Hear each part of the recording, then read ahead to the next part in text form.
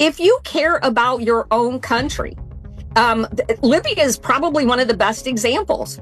Omar Gaddafi cared about Libyans, and he cared about Africans in general. And what happened to him? Well, he was assassinated because he dared to defy the central banking system and rely on gold in his own oil. The same thing is true in Venezuela today.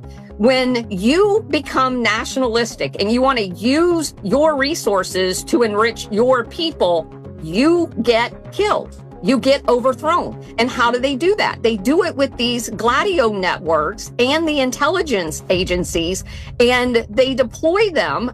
We did it in the Congo to Lumumba. He simply, he wanted to use the uranium. At the time, the Congo was the world's largest source of uranium. Okay, it's post-World War II. Early 1960s, they have the first time they're free from colonial empire in Belgium, and they elect him as prime minister. Well, he came to the United States and said, hey, I want to give you all of our uranium, as was the deal with Belgium, but I want to use the part that had gone to the Belgium government to enrich our own people. And the president at the time, Eisenhower, would not meet with him. The vice president, Richard Nixon, would not meet with him. He met with the Secretary of State, and they told him no. They said, you cannot cut out Belgium. So you're not going to have any money to build a school. You're not going to have any money to build your hospitals. You're going to get the same arrangement that you got before, which was basically nothing. And Patrice Lumumba said, forget it.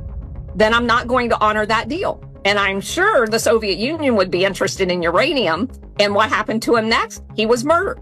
He was murdered by Operation Gladio elements that Otto Skorzeny controlled, who was a Nazi, everyone knows that name, under Reinhard Gehlen's German intelligence, the BND.